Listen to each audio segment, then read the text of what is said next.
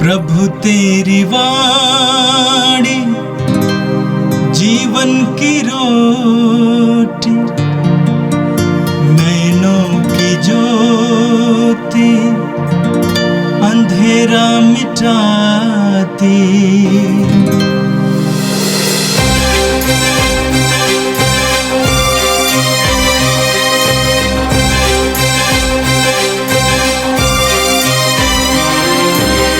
प्रभु तेरी वाणी जीवन की रोटी, नैनों की ज्योति अंधेरा मिटाती। प्रभु तेरी वाणी जीवन की रोटी, नैनों की ज्योति अंधेरा मिटाती। वाणी वाणी वाणी वाणी वाणी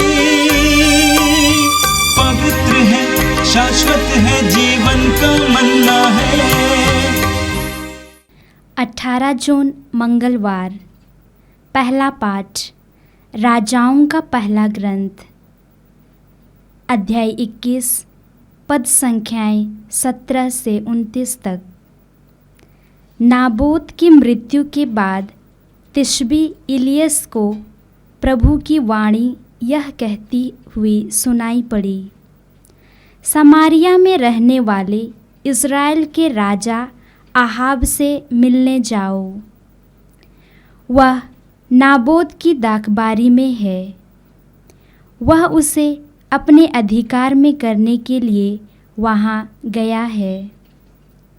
उससे कहो, प्रभु यह कहता है, क्या तुम नाबोत की हत्या करने के बाद उसकी विरासत अपने अधिकार में करने आए हो?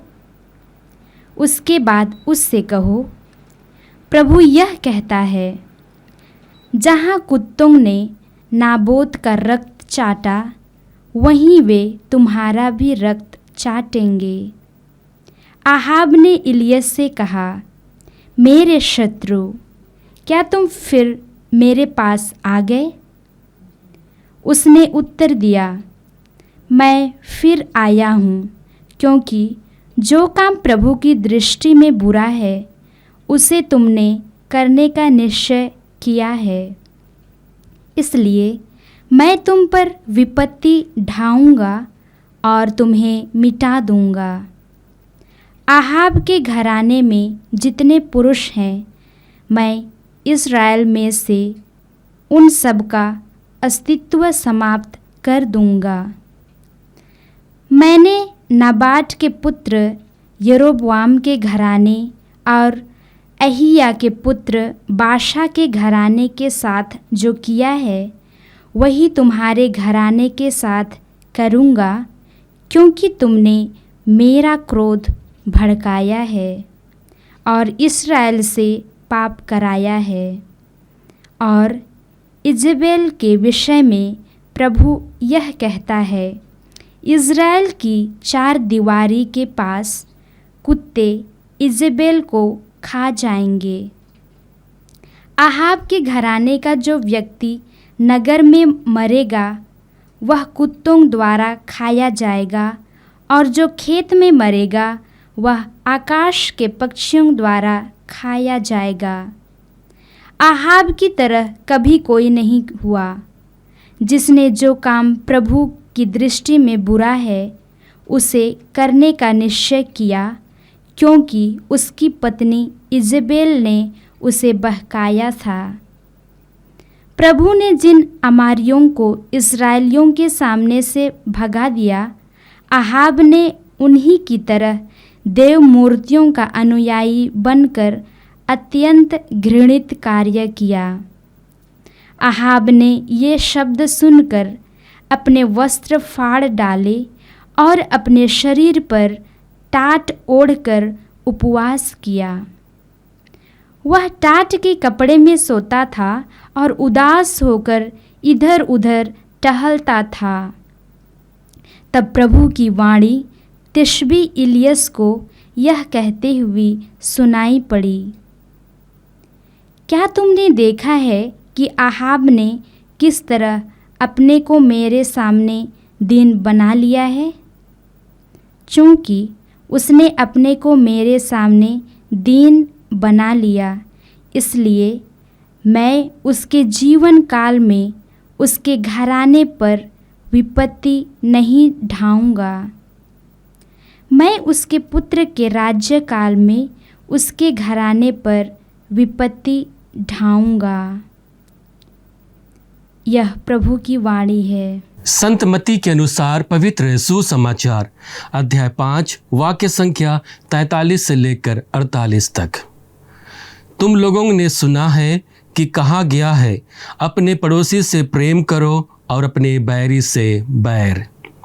परंतु मैं तुमसे कहता हूँ, अपने शत्रुओं से प्रेम करो और जो तुम पर अत्याचार करते हैं उनके लिए प्रार्थना करो।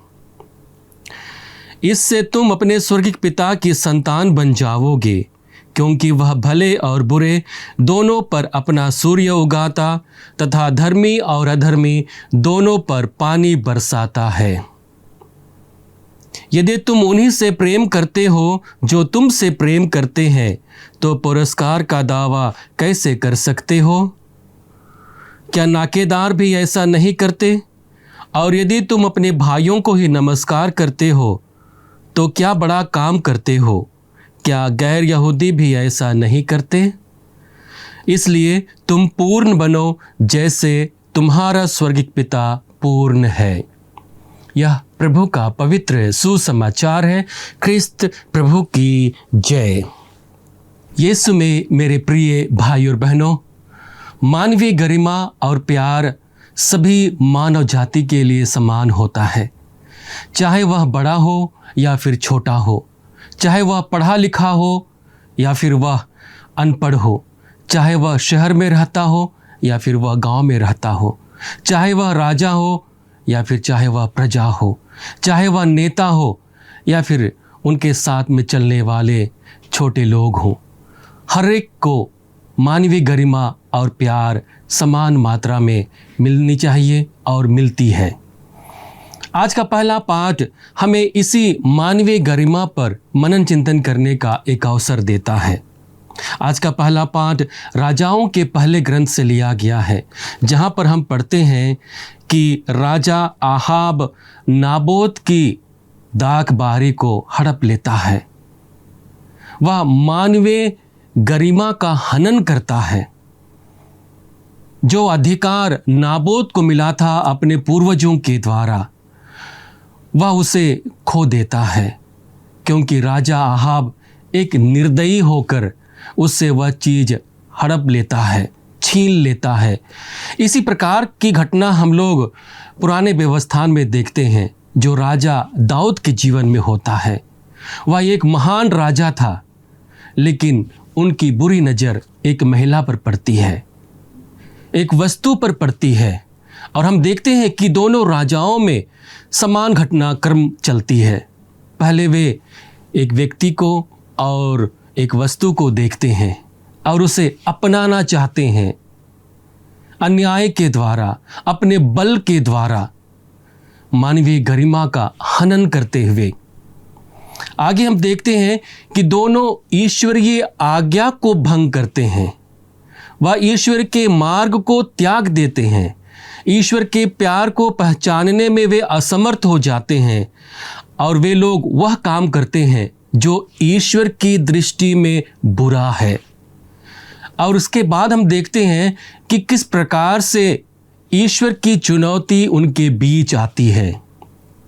नबी उनके बीच में भेजे जाते हैं कि वे अपने पापों से परिचित हो सके, उन्होंने जो गलती किया है उसका वो एहसास करे।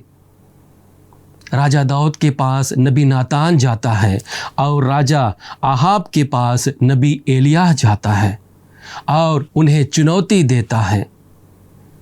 एक बड़े और मजबूत शासक जिसके पास एक सजग और एक निर्बल व्यक्ति जाकर उन्हें ईश्वरीय योजना को बताता है।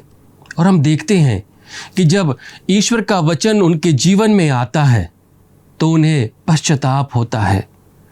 वे अपने किए कामों पर पश्चाताप करते हैं और पश्चाताप बनते हुए विनम्रता से दंड को स्वीकार करते हैं और हम देखते हैं कि प्रभु दया से द्रवित हो जाता है और उन्हें आशीष देता है, उन्हें पाप से मुक्त कर नए जीवन की ओर अग्रसर करता है। यीशु में मेरे प्रिय भाई और बहनों, आज यदि हम अपने समाज को देखें, अपने देश को देखें, तो ये कहावत हमारे जीवन पर चरितार्थ होती है, जिसकी लाठी उसकी भैंस। जिसके पास अधिकार है, जिसके पास बल है, जिसके पास पैसे हैं, वह व्यक्ति हर कुछ कर सकता है। दूसरे व्यक्ति के ऊपर में अपने सारी कटुता को, छल को प्रभावी बना करके जो व्यक्ति निर्दोष है उसे दोषी ठहराया जाता है, जो व्यक्ति कमज़ोर है उस पर अत्याचार किया जाता है। आज हमारे सामने क्रिस्तीय जीवन को जीने के नाते हमारे जीवन पर मनन चिंतन करने का अवसर है। क्या कभी मैं अपने वचन से, कर्म से या फिर सोच से इस मानवीय गरिमा का हनन किया है? जिस प्यार को ईश्वर ने हमें दिया है और जिस प्यार के ईश्वर ने हमें भागी बनाया है, क्या मैं उस प्यार को दूसरे लोगों को देने में समर्थ हूँ? आज के सुसमाचार में प्रभु यीशु पर्वत प्रवचन पर प्यार की पराकाष्ठा को हमारे सामने रखते हैं कि प्यार एक मनुष्य के जीवन के लिए कितना प्रभावी होता है।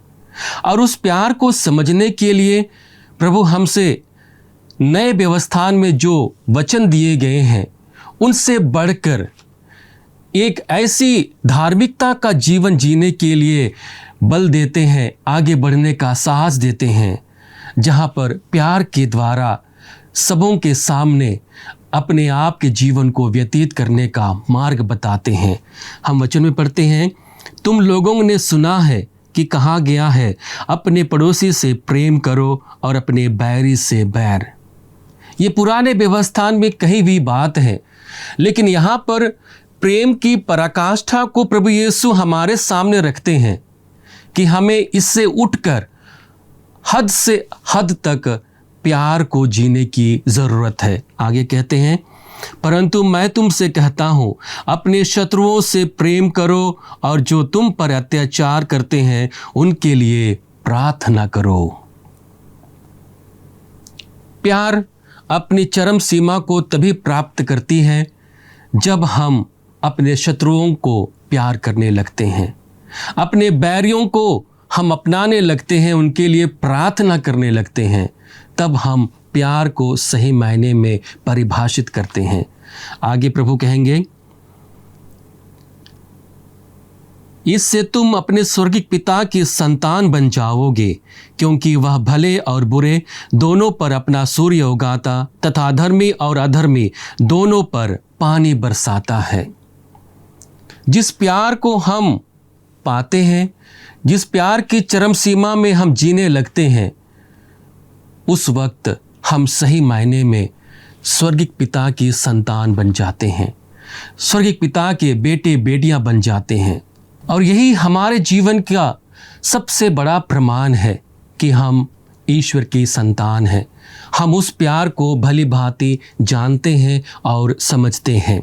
आगे हम वचन में पढ़ते हैं, यदि तुम उन्हीं से प्रेम करते हो जो तुमसे प्रेम करते हैं, तो पुरस्कार का दावा कैसे कर सकते हो? क्या नाकेदार भी ऐसा नहीं करते? और यदि तुम अपने भाइयों को ही नमस्कार करते हो, तो क्या बड़ा काम करते हो? क्या गैर यहूदी भी ऐसा नहीं करते?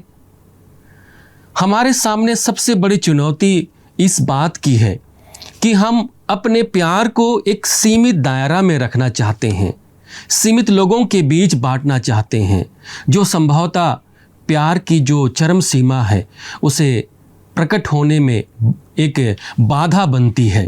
लेकिन प्रभु यहाँ पर उस प्यार की चरम सीमा को प्राप्त करने के लिए, उसकी अनुभूति को अपने जीवन में संजोए रखने के लिए हमें आगे बढ़ने के लिए कहते हैं। और कहते हैं कि सबों को तुम प्यार करो, सबों को तुम सम्मान दो, सबों को तुम नमस्कार करो। तुम्हारे जीवन में ऐसा कोई भी बाधा ना आए जहाँ पर तुम किसी एक व्यक्ति विशेष के लिए फिर यह किसी एक विशेष समूह के लिए तुम्हारा प्यार ही समर्थ हो, तुम्हारा प्यार बना रहे, बल्कि सारे लोगों के लिए तुम्हारा प्यार बना रहे। यीशु में मेरे प्रिय भाई और बहनों, हम प्रार्थना में बहुत बार इस मंत्र को कहते हैं, सबका मंगल होई। आज प्रभु यीशु प्यार के द्वारा सबों के हित के लिए, सबके मंगल की कामना के लिए अपने जीवन को समर्पित करने के लिए एक अवसर देते हैं, और उस अवसर के द्वारा हमें पूर्णता का मार्ग बताते हैं, क्योंकि हम जानते हैं ईश्वर प्रेम है। हम संत यूहन्ना के पहले पत्र अध्याय 4 वाक्य संख्या 7 और 8 में पढ़ते हैं, जहाँ पर वचन कहता है, प्रिय भाइयों, हम एक दूसरे को प्यार करें, क्योंकि प्रेम से ईश्वर उत्पन्न होता है। जो प्यार करता है वह ईश्वर को जानता है, जो प्यार नहीं करता वह ईश्वर को नहीं जानता, क्योंकि ईश्वर प्रेम है। हम प्रेम के द्वारा ईश्वर को जानते हैं, पहचानते हैं, उसे महसूस करते हैं, और इसलिए अपने वचन के अंत में प्रभु कहेंगे, इसलिए तुम पूर्ण बनो जैसे तुम्हारा स्वर्गिक पिता पूर्ण है। प्रभु तेरी वाणी जीवन की रोटी, नैनों की ज्योति अंधेरा मिटाती, वाणी वाणी वाणी वाणी वाणी पवित्र है, शाश्वत है जीवन का मन्ना,